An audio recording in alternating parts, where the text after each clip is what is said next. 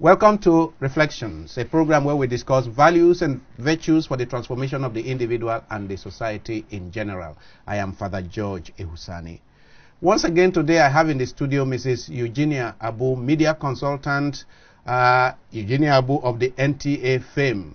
She rose to be Executive Director of Programs in NTA, and she's been running her own consultancy outfit for the media, for mentoring of young people, coaching, leadership formation, and so on and so forth. Right now she is organizing some program for children of between 7 and 14 to raise them up in skills and also in character. Eugenia, you are doing a good job. Thank you, Father. It's Welcome. good to be here. Thank you Very much.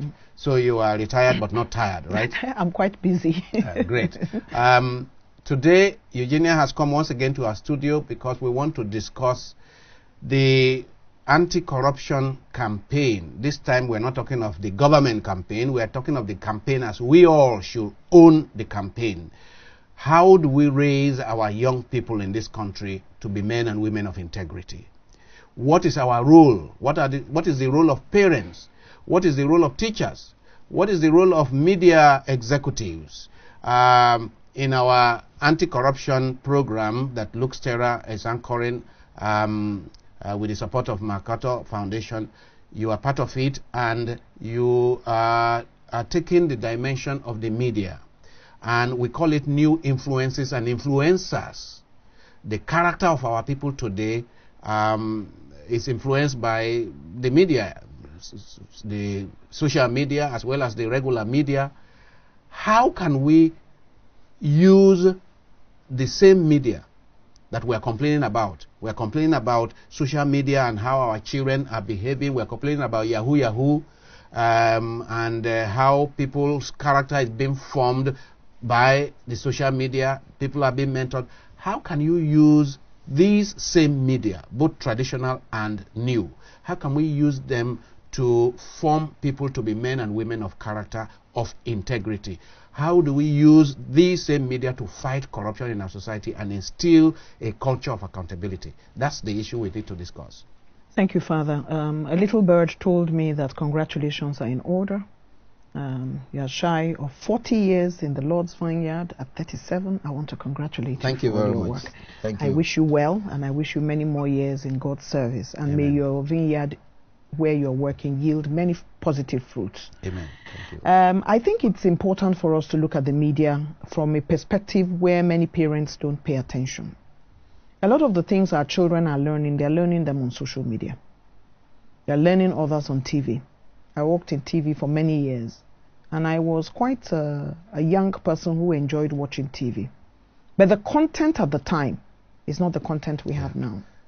I watched TV. I watched how many investigative programs used to catch thieves, and I vowed that I would not want to be a thief in my life because I saw what happened to them. Yes. I watched programs that came from abroad like Hawaii Five-0, Canon, CSI, how lawyers and people in the field of catching criminals were, and how I learned that quite early, that there was good and there was bad, and that bad was not good, and Bad was to be avoided. Yes, totally. By the number of bad people that were caught and sent to jail, apart from the things my parents were telling me about how bad is bad, I also saw that TV told me that bad is bad.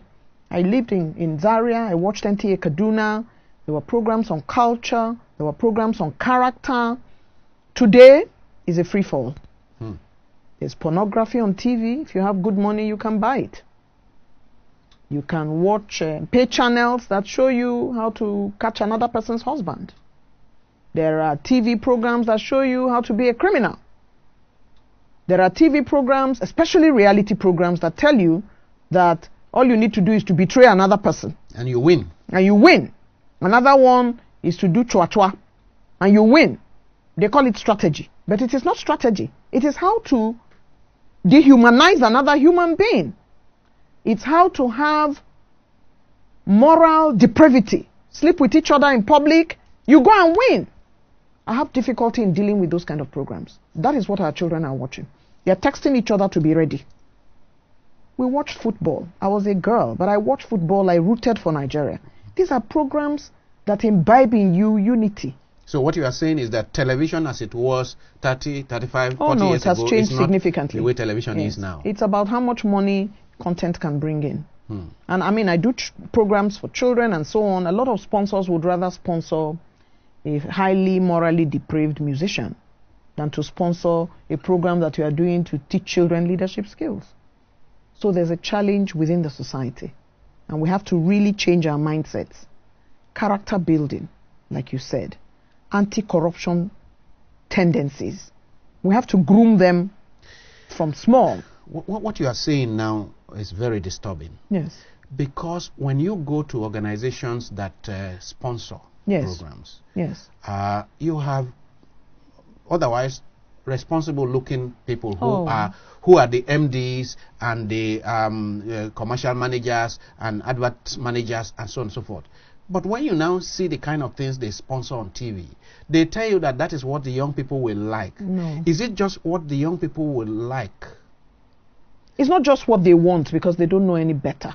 If you recall in one of our programs that me and you had this discussion on this platform, we talked about internal funk. Yes. Most young people don't know what they want. And most societies that have done very well provide that little window Yes. where you are telling them what is good. Yes. And if you tell them what is good long enough, they imbibe Then they it. will imbibe what is Yes. good. Then it becomes second nature to them. That is why when you are not watching, you run a society based on telling them what is right. If you are not watching, they will not break traffic light. If it has become part of them.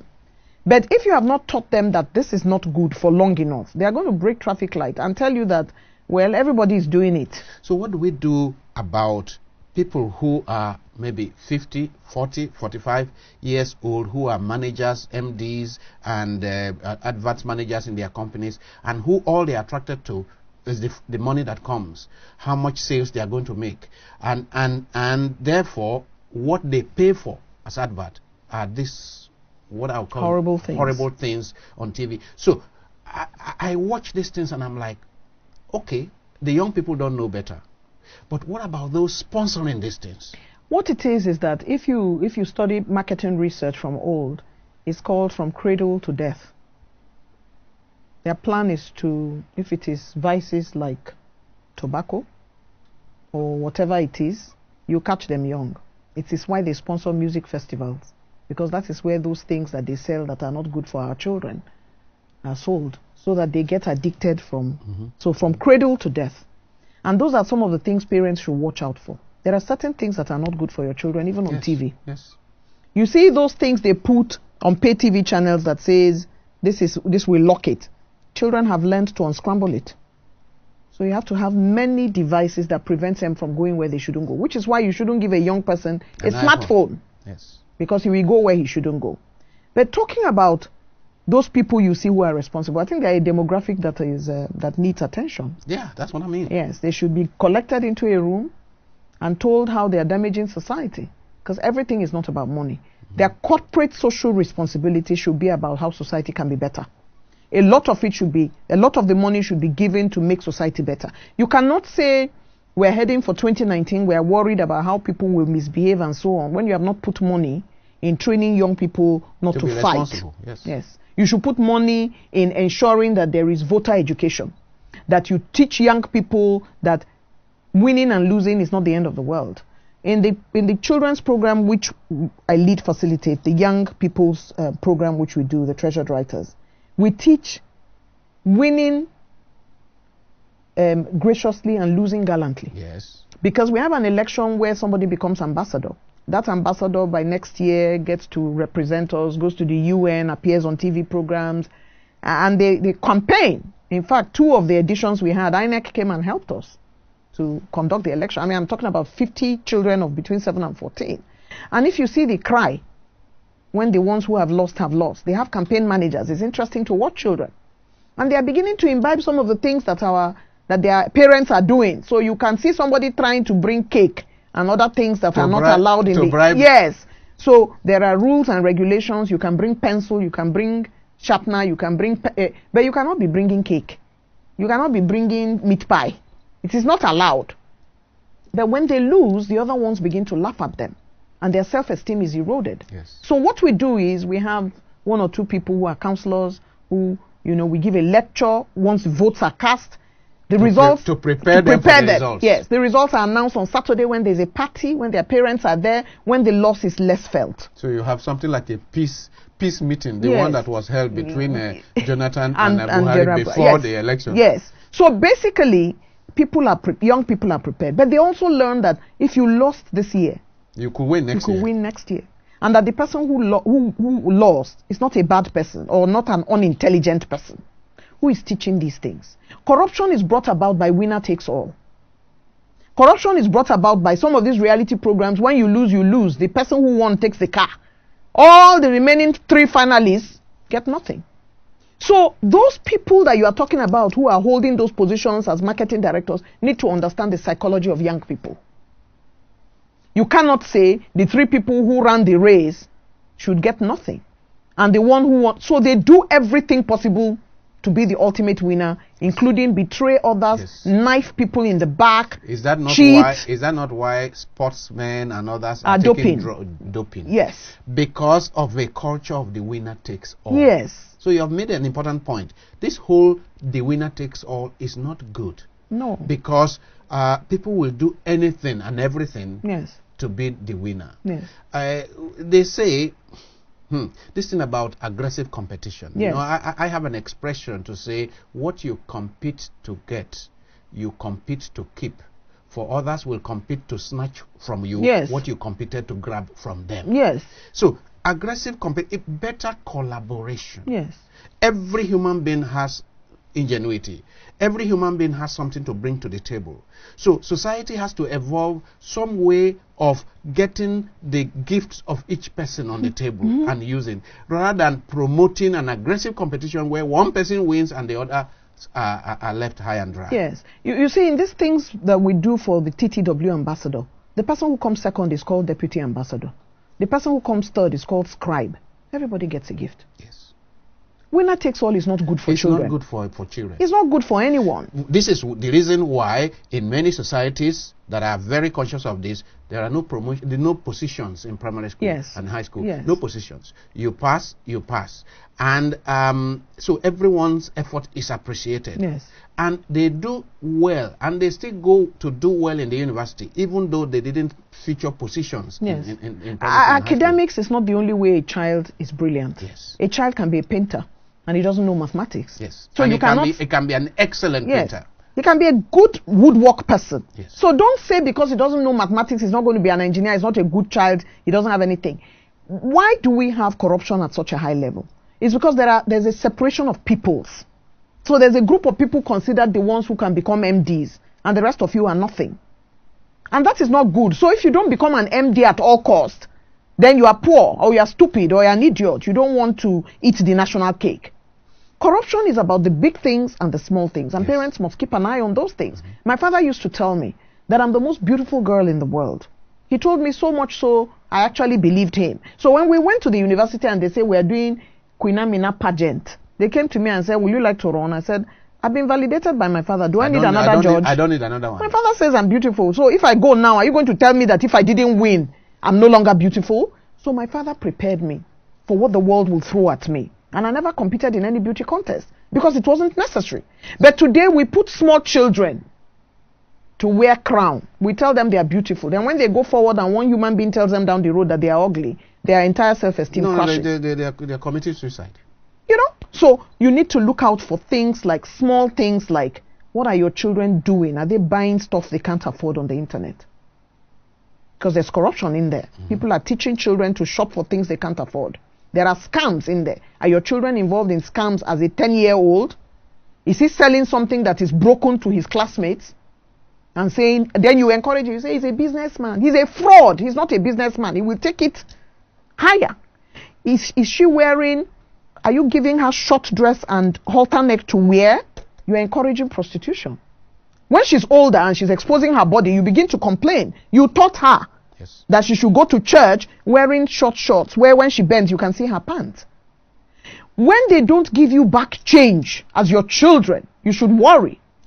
Go and buy me this. Where is the receipt? Demand accountability from when they are small. Tomorrow when they work in a filling station, in a supermarket as cashiers, they won't keep people's change. That's corruption. When you try to destroy another person because you want to enhance your ambition, which we are seeing everywhere today in politics, is because the child was taught that, you know what, that junior who is always coming first, let's wound him so that you can come first. Or a parent is paying a teacher to write exam for his child. Talking about scandal, what has been happening in our society in the last few weeks with regards to our leaders, between the executive and the legislature, invasion of the House of Assembly, and so on and so forth. Now, what kind of thing are we exposing our children to? Amazing. Because, I mean, we want to teach integrity. Yes. We want to raise our children to be men and women of integrity, Yes, and to be responsible. But when they see their leaders, those that are really in authority, when they see them messing up before them on TV, live on TV, what are we doing to the future generation? What terrible impact will this have, and how can we mitigate the negative impact? I think a lot of things that are happening today is as a result of a leadership deficit. As a people, we throw up people all the time who seemingly look like, because, one, they can afford it, because they have been zoned, something has been zoned to them, because they have gathered enough money, that therefore they are leaders. The fact that these qualifications that I've just mentioned are there does not make them leaders. No, of course not. When we teach our children, we teach them 7 qualities of a leader. It involves patience. It involves empathy. It involves hard work. It involves sharing. It involves understanding. It involves ensuring that you don't lead the people to war, or you don't lead them astray. 7-year-olds in this summer boot camp learn it, and they learn it for life. If you're not a patient person, if you're not a kind person, there is a leadership deficit, because a lot of the people we threw up didn't have these things from when they were growing. And it is showing when they are adults. And let me remind you, Father, there is also a lot of complete lack of integrity. When you don't have integrity, you really don't care. When you don't care, it doesn't matter what people are saying about you. And it doesn't matter how much you are impacting on negative impact. It does not on matter, society. because they have children. These people have children. Have you stopped to think what kind of children they have? Not to talk of the wider children of Nigeria that they have adopted. Take a look. Many challenges. Because the children they have been spoilt with money. Their father cannot be wrong. The children they have watched them short-circuit the system for so long that it is now second nature to that family. So what we have is we've thrown up people who are ready to do anything for power. And that is a challenge. So from schools, from homes, parents must teach integrity. I remember my mom telling me how my dad asked her to return turkey. The turkey was brought at Christmas. The turkey was brought, my father was chief education officer for the North. The turkey was brought to say thank you by someone. My mother and her mother, my grandmother, were home in Kaduna. I was very young. And my father said, who brought the turkey? My mother named somebody. He came to say thank you because his child got admission. And my father said, but the child passed. I didn't do him any favors. So where is the turkey from? She said, well, he brought it. And we were thinking of cooking it. And my father said, return it. And my mother and her mother walked around the area in Kaduna looking for this man who brought the turkey. Do you see it today? What it is that it's a gift. Shebi is just turkey. Yeah. But you see, that's where big corruption. That's where Absolutely. $350 million, that's where it begins. Exactly. You know, we need such stories, actually. The program we are running, we would actually be welcoming such stories. Yes. Because our young people need to hear.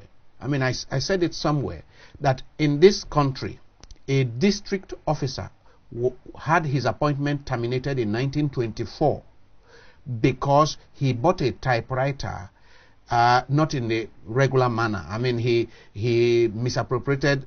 It's not as if he stole the money. He didn't process it well. He didn't process it well and bought a typewriter for his office. Not even for his home. No, he lost his job for not following the budget strictly. Absolutely. He bought an Olympia or whatever typewriter. When he could have bought a lower version. Yes. he was terminated, meaning after years of a career and then going overseas, coming to Nigeria as a district officer and working for years, he was terminated, meaning with no benefits because he bought a typewriter. Yes. Now, if you do not start from where it begins, like return that turkey, Yes. then why are you surprised when tomorrow somebody, public officer, steals $350 million? It is meaningless to them. It's very small money because everybody is trying to shortchange the next person. You can't even get simple things like you are looking for without somebody telling you how far. Which is why it's so dangerous what we see happening in primary schools, in secondary schools, in universities, what they call sorting. Yes, you pay for marks. Yeah, you pay for marks, and parents are involved. Very much so. And they think that society will be better when parents today are involved in sorting for their children. Yes. So what kind of engineer is that? Yes. Why would the house not collapse? If you have sorted that engineer, he doesn't know anything about engineering, how does he compete with his peers?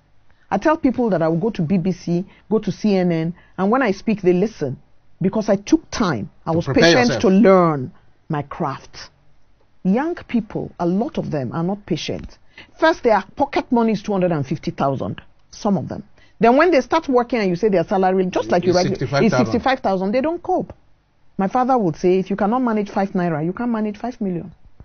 We're teaching our children, we're giving them an appetite that is going to destroy them. Yes. You give them too much. You give them what they don't need. You don't allow them to think it through. They want this. You give them. They want this. You don't ask them for what. I was sharing with a young person yesterday a book by one Albert Schweitzer. He is a psychiatrist. More is less. More is less. Yes. The fact that people think that by giving their children all this, they are going to have better human beings, they are actually destroying their children. It's because they are absentee parents, Father. They are bribing the kids. By giving them these things, then you won't need me. A toy is different from a parent. A computer game, which by the way has high addiction these days. Yes. In South Korea, there are clinics for curing you of being an addict of computer games. There are kids in schools today abroad whose parents are in Nigeria who are addicted to computer games. They are not going to school. Because they can't just leave that place. No. It's an addiction. That's where they stay from morning till night. And some are in Nigeria here. So parents need to wake up. It's not about how much money you give the child. It's not about what school you put him, the best one. You are competing with your neighbors. You need to put your money where your mouth is. How much can I afford? What school can I afford? Don't go and put your children in a 500,000 naira school when your salary, is 50,000. Between you and your husband, you are struggling to make 100,000 a month, 70,000. Then you put the child in 500,000. Are you not going to steal? Are you not telling the child that he needs to steal to sustain that kind of fake lifestyle? We are going to end where really at the cradle, the family, the issue of the family. It is so important. We cannot fight corruption in this society on a long-term basis to reduce and eventually to wipe out corruption from our society.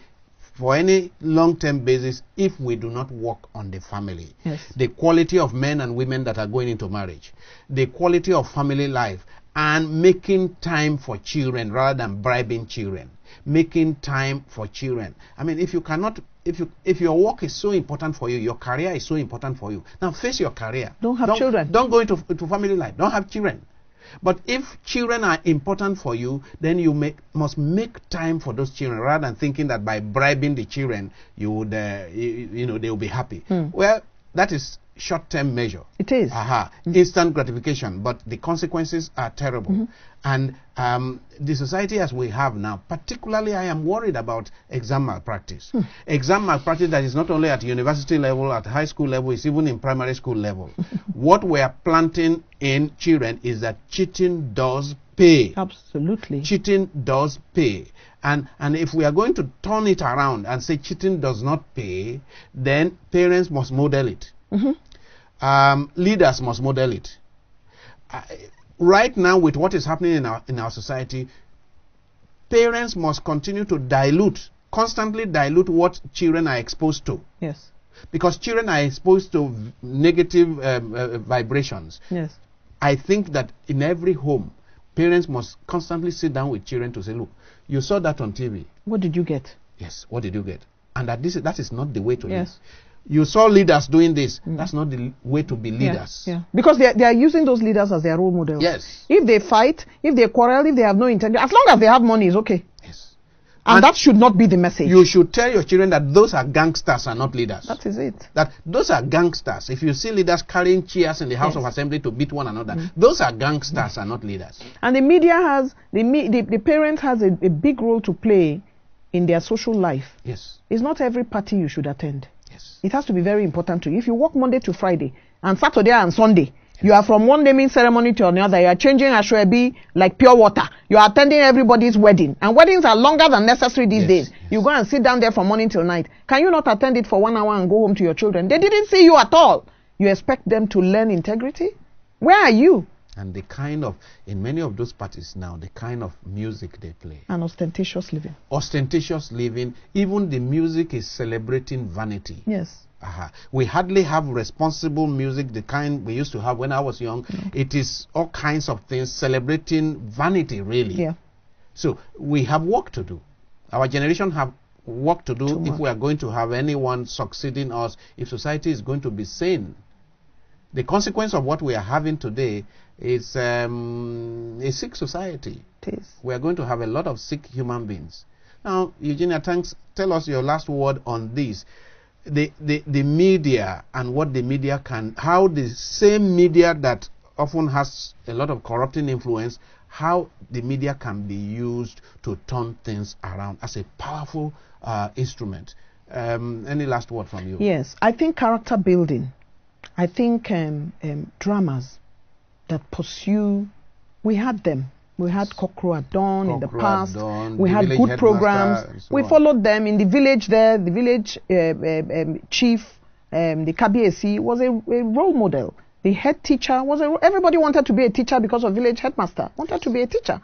But today people don't want to be teachers because that teacher was a noble man. Yes. And those kind of characters should be thrown up. Yes. There should be programs that are about character. Yes. Should be programs, features discussing immorality. So you are recommending that, like, these companies that sponsor corporate social responsibility should get back to sponsoring dramas like this. Yes. Not only should they sponsor it, they should partner with producers who have written scripts that are worthy.